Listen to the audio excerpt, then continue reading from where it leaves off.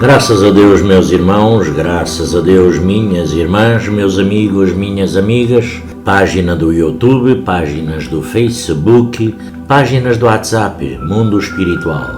Aqui estamos mais uma vez, é mais uma rica e feliz oportunidade de agradecer a Deus Pai Todo-Poderoso, a Jesus Divino e Amado Mestre, à Virgem Santíssima, também agradecer a presença luminosa dos nossos mentores, mensageiros de Deus, desses planos etéricos, mundo espiritual, dessas várias dimensões, para darmos aqui continuação às obras da psicografia do grandioso Chico Xavier, transmissões do Espírito Emmanuel, que psicografou centenas de livros, do qual fez a sua vida, jornada e caminhada, se aproximando das leis de Jesus. Então, para começar com o auxílio no além. Auxílio no além. Recordai que a vida é sempre a vida em toda a parte. E se, na existência física, defendeis a segurança daqueles que vos merecem carinho, não menoscabeis, deverá ser menosprezeis, não é? A possibilidade de auxiliá-los além da morte. Na terra, toda uma rede de ternura efetiva nos enlaça uns aos outros. Medicai o filhinho doente, socorreis o pai enfermo, fazeis silêncio em torno do amigo que se rendeu ao próprio desequilíbrio. Socorreis o companheiro caído no labirinto da angústia. Respeitais a alma querida que se arremessou dos vãos da sombra e compreendeis a dor que vos rodeiam entre espinhos e impedimentos. Não julgueis que o túmulo representa miraculosa passagem, quando a morte apenas desnuda a consciência para as realidades da vida. Não exijais da criatura que vos pareceu na grande viagem demonstrações de entendimento que ainda não construiu em si mesma ou revelações estranhas ao seu modo de ser. Lembrai-vos de que, além do sepulcro, o desesperado não se reconforta de improviso, o doente não se cura de imediato, o ignorante não pode senhorear a sabedoria sem a educação de si próprio e o delinquente não consegue resgatar-se de inopino à frente da justiça. Somos o que somos, incapazes de trair o espírito de sequência que preside todos os passos da natureza. Aprendei a cultivar o auxílio aos vivos da espiritualidade, injustamente julgados mortos no mundo, através da coragem no bem, da serenidade no trabalho e da paciência ante os desígnios da providência divina. Recordai que o pensamento é o fio claro, vivo, entre a vanguarda dos que partem e a retaguarda dos que ficam. E se sabeis que a onda de televisão não erra o alvo a que se destina, a onda mental possui exato endereço, mantendo entre o vosso caminho terrestre e o caminho espiritual dos que vos antecedem na jornada renovadora o imperfeito noticiário do coração. Não condeneis o companheiro que se despede na morte ao esquecimento ou à lamentação, à crítica ou ao desespero. Guardai a certeza de que os vossos mínimos pensamentos são registados e ouvidos e, assim como os vivos do mais além, hoje vos pedem auxílio, no futuro sereis os viajores da frente, rogando socorro aos homens da terra. que podemos igualmente configurar como sendo os mortos da vida. Graças a Deus, para de seguida concurso amigo. Observa a cooperação em todos os planos da natureza. A rocha garante o solo alimenta o campo e o campo equilibra a cidade. A terra sustenta a fonte protege a árvore ampara o homem da vastidão cósmica, resplandecente e infinita, vela o sol pelo derradeiro verme, a ocultar-se na furna, e não obstante a grandeza que lhe é própria, preocupa-se o mar em fazer a nuvem que se derramará em bênçãos de chuva na floresta distante. Não nos criaria o Senhor para a inutilidade e para a solidão. Quando a vida nos pede trabalho e devotamento, anota, em torno de ti mesmo, a grande família humana, reclamando-te pão e luz, esperança e consolo. A aflição maior que a tua e os obstáculos maiores que os teus esperam por tuas mãos, se possuires a riqueza dos braços livres. Lembra-te dos que jazem imobilizados no leito do infortúnio. Se dispuseres de visão clara e vigilante, não te esqueças daqueles que tateiam na noite dos olhos apagados. E, se te sentes dono de um cérebro que pode pensar e dirigir-se, recorda os companheiros que sofrem o insulto das sombras na mente atormentada. Não esperes que a dor te retalhe o próprio ser. Acordando-te o entendimento, retira-te da torre do eu, em que te colas ao exclusivismo e abre o coração às dores dos semelhantes. Reflete nas vidas que morrem diariamente para que a tua existência se nutra. Pensa no tributo que a tua presença na terra constitui para a natureza, que te acolhe, e não fujas do irmão mais fraco e menos feliz, que te partilha o caminho, sustenta na própria alma a luz do concurso amigo e a cooperação em auxílio aos outros. Te fará descobrir os tesouros do amor e a alegria que te mostrarão, ainda entre as sombras do mundo, as elevadas revelações da imortalidade. Graças a Deus, para a seguir lermos Doença e Remédio. No trato com as chagas da ignorância na esfera da humanidade, quais sejam a incompreensão e a vingança, a crueldade e a rebeldia, anotemos a conduta da misericórdia divina no quadro das doenças terrestres, porque alguém acusa os reflexos tóxicos dessa ou daquela enfermidade. Não sofre condenação a permanente desajuste, recebem a atenção da ciência, que lhe examina as possibilidades de cura ou melhoria, porque o médico deve observar detritos corruptores, não lhe impele a saúde à perturbação e ao relaxamento. Dá-lhes luvas protetoras, porque processos infecciosos alteram a constituição celular nessa ou naquela parte da província corpórea.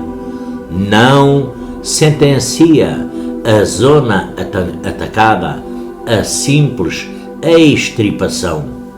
Oferta-lhe recurso adequado para que elimine as infestações virulentas e grandes lesões comparecem na estrutura do carro físico, ameaçando-lhes a segurança. Traça o plano necessário à intervenção cirúrgica, mas não deixa o doente a insular-se no desespero, estendendo-lhe à dor o amparo da anestesia. Se moléstias, epidemias surgem insidiosas, distribui a vacinação que susta o contágio. Vemos que a lei de Deus não se conforma com o mal, ao contrário, opõe-lhe a cada instante o socorro do bem. Dessa forma, se os agentes da lama se te infiltram no passo, exibindo-te aos olhos perigosos ações de discórdia e infortúnio naqueles que mais amas, não podes realmente acomodar-te aos golpes com que te impulsionam à imersão na maldade, mas podes esparzir a água viva do amor, auxiliando em silêncio as vítimas do desequilíbrio, que tombam sem saber que se arrastam no lodo. Usa, pois, cada hora a compaixão sem termos e o perdão sem limites, porque o próprio Jesus, perante os nossos males, exclamou complacente: em verdade, eu vim para curar os sãos. Graças a Deus. E agora também para a seguir os duelos. Realmente a civilização baniu o duelo das praças públicas e não mais vemos espadas desembainhadas, suscitando aflições, ferimentos e morte. Os códigos evoluídos reprimem hoje, nos povos mais cultos, semelhantes manifestações de animalidade e selvageria. Entretanto, se as lâminas repousam ensarilhadas, não corre o mesmo com os dardos envenenados da vida mental. Muitas vezes arremessamos raios de perturbação e indisciplina, angústia e destruição para todos os ângulos da estrada em que a nossa vida se movimenta. São os pensamentos desvairados do psiquismo deprimente. Não raro arrojamo-los sem piedade para quantos nos desatendem ao egoísmo. Endereçam-no sem piedade para quantos nos desatendem ao egoísmo. Enviamo-lo aos parentes que não se afinam com as nossas maneiras e concepções. Projetamo-los sobre aqueles com quem não edificamos ainda os alicerces da simpatia. Detonamo-los contra as pessoas que não nos aceitam os padrões de vivência e trabalho. E nessa provocação permanente perante as inteligências desiguais que nos cercam, improvisamos e permutamos males e enfermidades, problemas e obstáculos que indubitavelmente se voltam depois contra nós. Em razão disso, a vida na Terra ainda se encontra muito distante do roteiro de harmonia e de amor que o céu espera da nossa conduta vulgar. De qualquer modo, de quando a quando, guerras civis e internacionais são as crises nevrálgicas dos nossos duelos, cornificados no pensamento, intemperantes e insubmissos.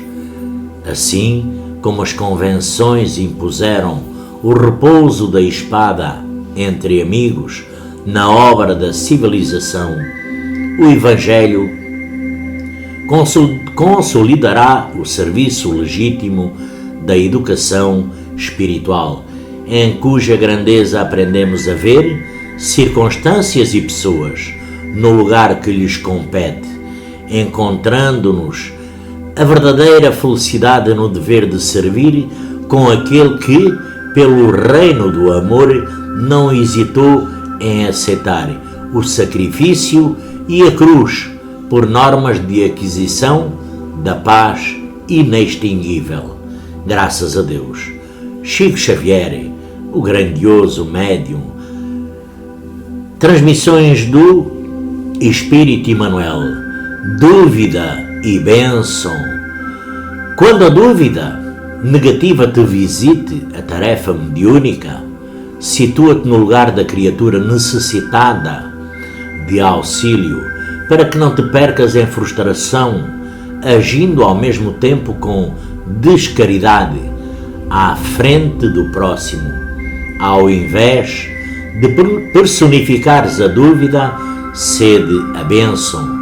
Se estivesses doente, reclamando amparo, não te preocuparias tanto com demonstrações fenoménicas, e sim guardarias a colaboração de alguém que te trouxesse alívio imediato. Se te visses em perturbação, não te interessarias por ocorrências distantes das tuas necessidades, mas saberias agradecer o apoio de quem te ofertasse algumas frases de orientação e tranquilidade.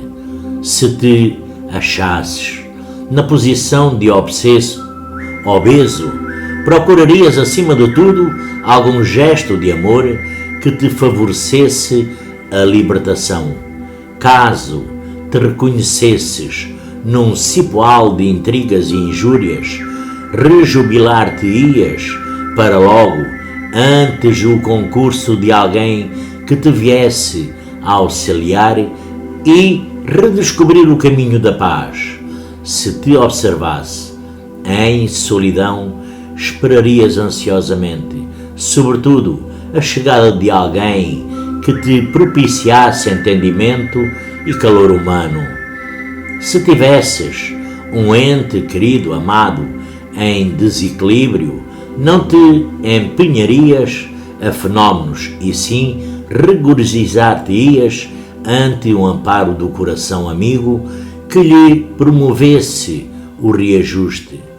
Se te visses em tal condição de sofrimento ou desespero que não soubesses retribuir de imediato aos teus benfeitores, senão com indiferença e sarcasmo, imagina como seria imensa a tua gratidão depois da crise perante aqueles que te oferecessem bondade e paciência, a benefício da tua própria restauração. Se te encontrasses à beira da desencarnação, reflete no consolo que experimentarias diante da generosidade de alguém que te reconfortasse com a luz de uma prece. Quando a dúvida destrutiva te procure em serviço mediúnico, não te detenhas nas provações ou conflitos que ainda carregas, e sim, aceitando-te como és, consagra-te ao bem dos outros, através das boas obras, porque, assim, os mensageiros do bem saberão utilizar-te na seara do amor e da elevação, auxiliando-te, pouco a pouco, a dissolver qualquer sombra que ainda te assinalem a marcha, e acabarás compreendendo, conforme a sabedoria do Evangelho, que toda a boa dávida vem de Deus. Graças a Deus. Pois é. Para continuarmos com espíritos familiares, porque todos nós temos espíritos familiares no mundo espiritual, alguém que já partiu, espíritos familiares. No intercâmbio entre encarnados e desencarnados, é justo lembrar que a morte nem sempre é sublimação espiritual, que a mediunidade, em sua expressão fenoménica, não é atestado de progresso moral definitivo da criatura terrestre e que os problemas do mundo prosseguem na alma que se transferiu de plano, quando a mente não conseguiu desenvencilhar-se das ilusões da existência física. Muitos companheiros atravessam o túmulo conduzindo consigo paixões e frustrações que lhe constituem doloroso purgatório na vida espiritual, e muitos médiuns, não obstante respeitáveis pelas boas intenções em que se inspiram, permanecem ungidos ao passado inquietante, trazendo faculdades cativas às provas e angústias pelas quais se redimem. Desse modo, é necessário compreender que a palavra dos familiares desencarnados, muito embora doce e amiga, pelo caminho que traduz, pode conter o envenenamento, o envenenado vinho da lisonja que, sorvido por nossa leviandade, nos prejudica, e o surgimento e a recuperação. Indubitavelmente, é a obrigação pura e simples receber a visita afetuosa das entidades que nos afeiçoam a alma.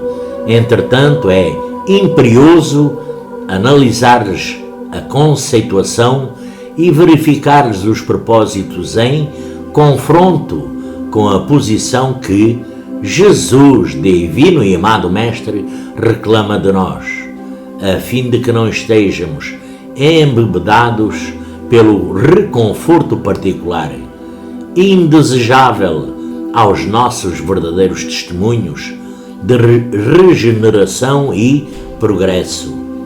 Imprescindível o estado de vigilância contra os convites à vaidade e ao egoísmo que muitas vezes se fantasiam de caridade ou de amor para tumultuar-nos o coração. Guardemos a correta atitude do aprendiz do Senhor, que não desconhece o sacrifício de si mesmo como estrada única para a ascensão a que se propõe. Amemos os nossos espíritos familiares e agradeçamos a devoção efetiva com que nos acompanham.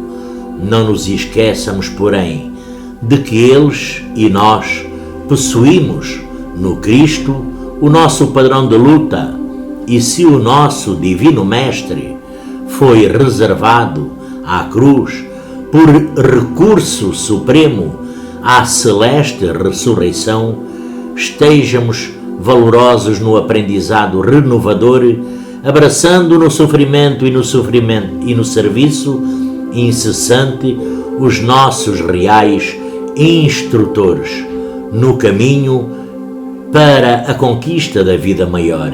Graças a Deus, para continuarmos com lutas de fé. Lutas de fé. Nos transes inevitáveis da evolução humana, há muita gente que unicamente cultiva a posse de uma fé convencional. No escalpado oceano das provações terrestres, rede de balancete, o coração entre palmeiras farfalhantes, barco que vagasse ao sopro da brisa, recanto de vale verde à frente do céu azul, jardim cujo aroma excedesse a função de brando anestésico. Entretanto, a construção da fé verdadeira encontra gigantescas batalhas provinciais do coração para buscá-la e incorporar-lhes os valores. As criaturas são constrangidas a se apoiarem umas nas outras e, porque as criaturas humanas ainda respiram muito longe das condições angelicais, surgem aflições e conflitos, por material indispensável à formação do discernimento, a chave do controle das nossas devoções e paixões, a fim de que a atitude religiosa em nós e nos outros, expressando o nível espiritual, não nos situe na mentira piedosa da superestimação dos nossos próprios méritos. Surpreendemos a cada passo, a cada choque de dimensões, com dificuldades e advertências à vista, qual se dor viesse examinar o grau da paciência e da humildade, da ponderação e do conhecimento que já conseguimos assimilar. Aqui vacilam amigos queridos, ali apaga-se o arco-íris de suaves encantamentos, além caem defesas que se nos afiguravam de contextura inexpugnável. Adiante destacam-se árduos problemas a resolver. Os espíritos indolentes acusam-se irritados e espantadiços, recolhendo-se à margem para o sono das próprias conveniências, alegando cansaço e desilusão. Todavia, quantos despertam para a execução dos próprios deveres? Não ignoram que todos estamos ainda jungidos aos resultados das próprias quedas em existências anteriores e que, por isso mesmo, toda a nossa edificação em matéria de fé precisa erguer-se em bases de experiência pessoal intimamente sofrida e vivida através do trabalho comum, no qual todos necessitamos de amor e compreensão, sem ferir verdade e sem desacreditar a justiça. Toda vez que nos encontramos em graves contradições no levantamento e na consolidação da própria fé, analisemos a nossa crise, as nossas crises de sentimento com o espírito de oração e entendimento, serviço e responsabilidade, mas não tentemos desertar a luta de que o próprio Cristo não escapou. Graças a Deus, meus irmãos, para agora marcas mediúnicas. Mediunidade, efetivamente, é recurso de todos, de vez que o intercâmbio espiritual reponta em toda a parte. Urge, porém, classificar-lhes as ocorrências, a fim de que se lhe especifique a natureza essencial.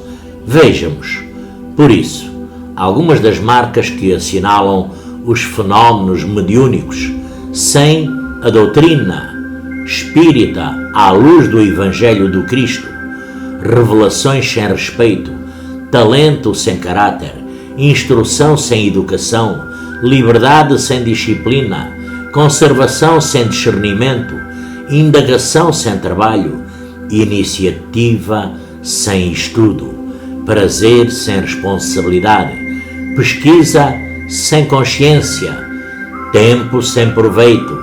Examinemos em seguida marcas de outras que registram os fenómenos mediúnicos orientados pelo Evangelho do Cristo, à luz da doutrina espírita: conhecimento sem basófia, fé sem fanatismo, caridade sem ostentação, serviço sem apego, resignação sem preguiça, firmeza sem violência, fraternidade sem distinção de pessoas, afeição sem desequilíbrio, dever sem constrangimentos. No fenómeno mediúnico, sem o Evangelho de Jesus, vemos a criatura tentando situar o reino de Deus na exaltação do império egoístico do eu, mas no fenómeno mediúnico, sobre as lições do Divino Mestre, encontramos a criatura conduzindo as forças do próprio eu para a exaltação do reino de Deus. Graças a Deus, meus irmãos. E agora, médium e mediunidade. Apenas ligeiro símbolo da vida comum para salientar a importância da preparação do médium perante a mediunidade. No parque industrial, o automóvel é um prodígio de técnica, peças trabalhadas com esmero carinho, velocidades calculadas, controles perfeitos, previsão, favorecendo despesas mínimas, conforto na condução e ganho de tempo. Dentro da máquina, porém, está o motorista, de cujo bom senso dependem a segurança e a paz dos viajantes.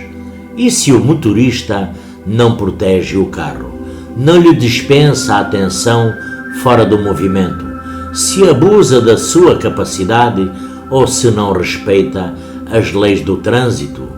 Pois é, por mais que haja havido perfeição nas oficinas para a construção do veículo, será muito difícil conservar o automóvel ou esperar graves riscos. Na mediunidade, os ensinamentos é o mesmo. À luz do esclarecimento, a doutrina espírita é um prodígio de orientação e de apoio, instruções claras, socorros constantes, amparo na vida e diretrizes exatas para o aproveitamento integral das horas. No exercício da mediunidade, entretanto, está o médio de cujo senso dependem a harmonia e a bênção das manifestações espirituais. E se o médium não defende as próprias faculdades, se não estuda a fim de ampliar o próprio discernimento, se abusa de suas possibilidades ou se não serve ao próximo na seara do bem, de modo a conquistar merecimento e valor nas relações entre criaturas, por mais que haja perfeição na doutrina espiritual, será muito difícil conservar a mediunidade ou escapar de amargas experiências. Graças a Deus. Para, de seguida, na lei do auxílio. Quando pedimos auxílio, é justo pensar no auxílio imprescindível que devemos a nós. Tudo indica, nos caminhos da vida, que as regras do bom, do bem, somente valem se a criatura lhes substancializa os princípios. O esquema de estudo na educação é o mesmo tesouro de luz para a comunidade dos aprendizes. No entanto, cada jovem revela um tipo de determinado de aproveitamento das lições recebidas. Os estudos de uma organização policial de natureza superior constituem avisos da justiça, mas a aplicação deles varia segundo a diretriz das autoridades que os representam. O regime do hospital é conjunto de instruções enobrecidas visando a proteção dos enfermos.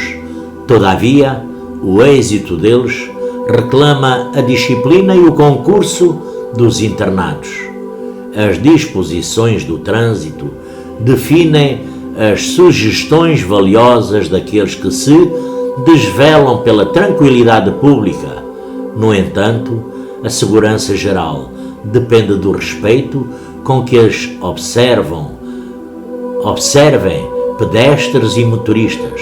O plano de um estabelecimento industrial lança normas corretas para a dignificação do trabalho, mas a eficiência da fábrica se desenvolve na medida do serviço dos braços que a servem. É naturalmente a vontade divina que todos sejamos auxiliados. Entretanto, é forçoso convir que a nossa vontade humana deve dispor-se a ser auxiliada para que a divina vontade nos auxilie. Prometeu-nos Jesus: quem me segue não anda em trevas. O Senhor não se obrigava a clarear aos que apenas lhe aceitassem as verdades, e sim aos que lhe aderissem ao próprio caminho, e confirmando-lhe o anunciado, Kardec esculpiu na codificação da doutrina espírita o preceito insofismável, que é: ajuda a ti mesmo e o céu te ajudará. Graças a Deus, meus irmãos. E agora aos espíritas, que somos nós, não é? Examinando os imperativos do progresso, lembremos-nos de que não poucos amigos estranham os ideais e atividades dos espíritos e dos espíritos. No trato com os assuntos que nos desenvolvem os interesses além do plano físico, crendices, dizem alguns, futuro não interessa, clamam outros. Entretanto, o mundo, que antigamente considerava bruxaria o facto de se diagnosticar uma enfermidade através da clarividência, na atualidade, realidade e proeza em caráter de rotina pela radiografia, e apenas quantos asseveram não encontrar qualquer vantagem nos estudos que vamos efetuando em torno do porvir. Não desistem de educar os filhos para a eventualidade do tempo, exigem que as organizações legais lhes mantenham a ordem, utiliza-se da medicina preventiva e fazem seguros contra incêndios. Declaram-se fixados tão somente nos sucessos de hoje e nas conquistas de hoje, mas no futuro sabem que o amanhã lhes bate à porta e preparam-se prudentemente para enfrentá-lo, apesar da opinião de quanto não nos possam compreender de pronto. Continuemos em nossos objetivos e tarefas, construindo um entendimento novo para a vida maior, sem ferir a ninguém, enquanto decididos a sustentar a verdade e a defendê-la com os recursos da lógica e do bom senso. Prossigamos edificando a solidariedade humana sobre os alicerces do amor que o Cristo nos legou, e tanto que esteja ao nosso alcance, sem curiosidade, preguiça e sem pressa enfermiça, comprovemos a imortalidade da alma, demonstrando que a nossa consciência se patenteia responsável e ativa para lá da terra, que a criatura, em qualquer parte, colhe o que semeia, que o espírito, seja ele quem for e onde estiver, vive nos reflexos das criações mentais, que ele próprio alimenta, e que a reencarnação é a lei através da qual somos todos conduzidos à renovação e ao progresso incessante. Quanto possível, trabalhamos na causa da humanidade que a doutrina espírita representa. Os homens encarnados de agora são nossos descendentes, e nós, os desencarnados da hora que passa, seremos depois os descendentes deles, até que deles e nós nos mostremos em condições de acesso às esferas superiores. Berço, existência, desencarnação, renascimento, constituem 4 estágios de evolução que cabem nas 4 letras da vida, porque é a vida, com as suas grandezas e exigências, problemas e imposições, tanto se encontra aí como aqui. Graças a Deus. E agora, perante os mortos. Quando visites o campo convertido em relicário da cinza dos mortos, procurando tatear a lembrança dos seres queridos, que o sepulcro recobre, endereça-lhe a própria alma, em forma de amor.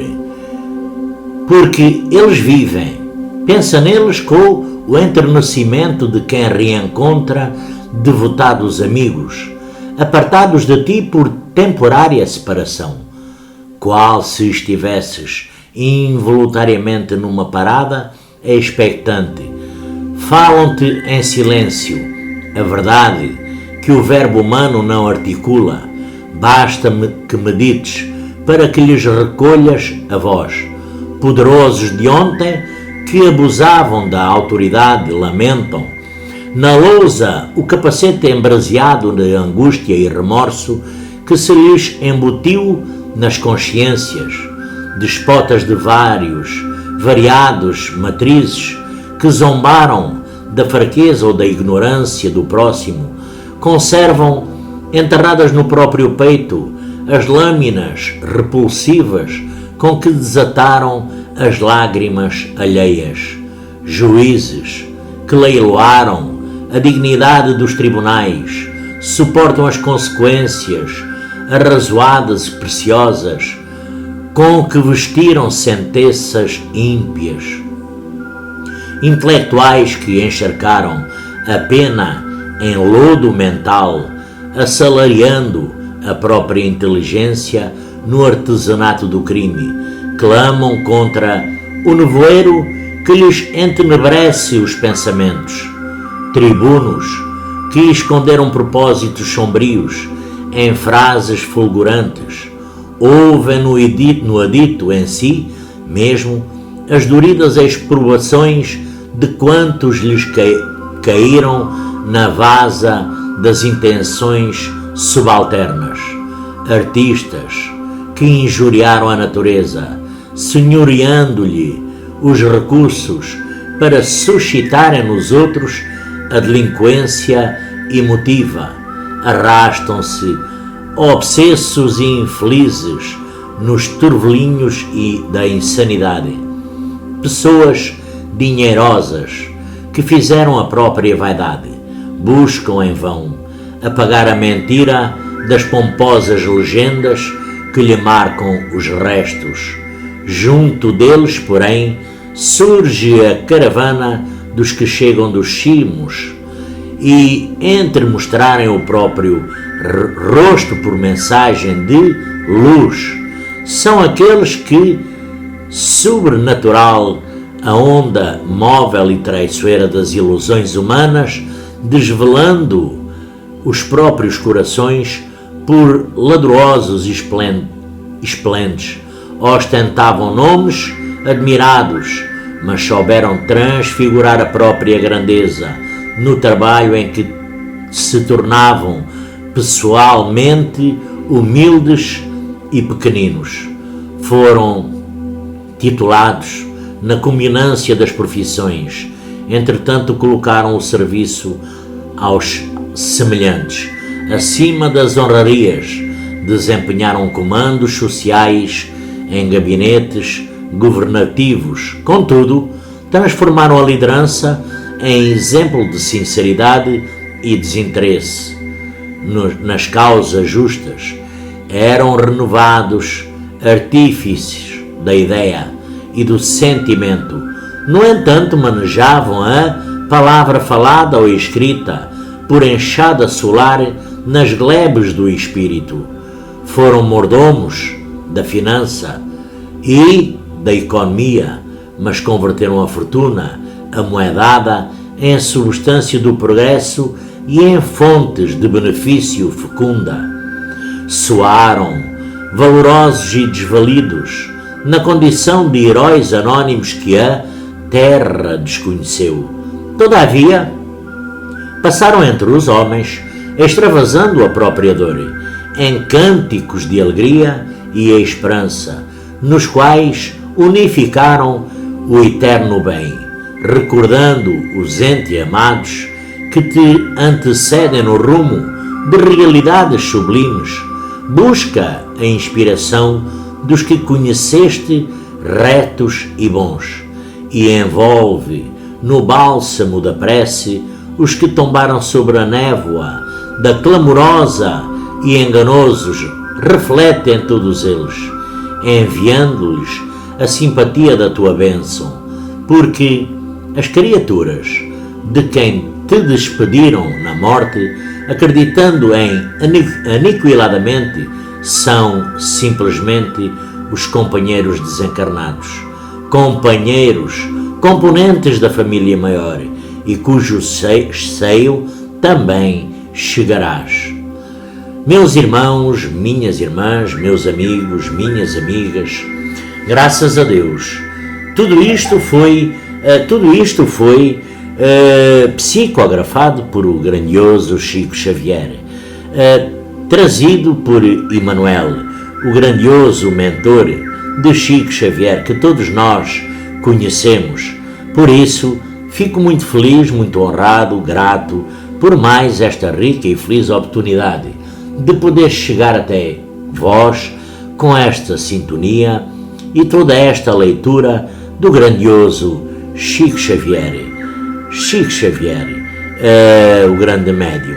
Que Jesus o abençoe, que o tenha lá num lugar bem em destaque, e que o grandioso Chico Xavier nos vá sempre motivando e ensinando, cultivando a nossa simplicidade, nos ensinando no nosso dia, apoiando também nas nossas quedas e desigualdades.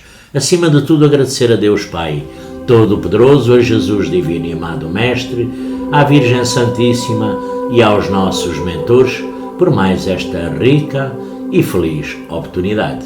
Meus irmãos, minhas irmãs, meus amigos, minhas amigas, a todos um lindo e abençoado fim de dia, e me despeço desde já até amanhã, se Deus quiser.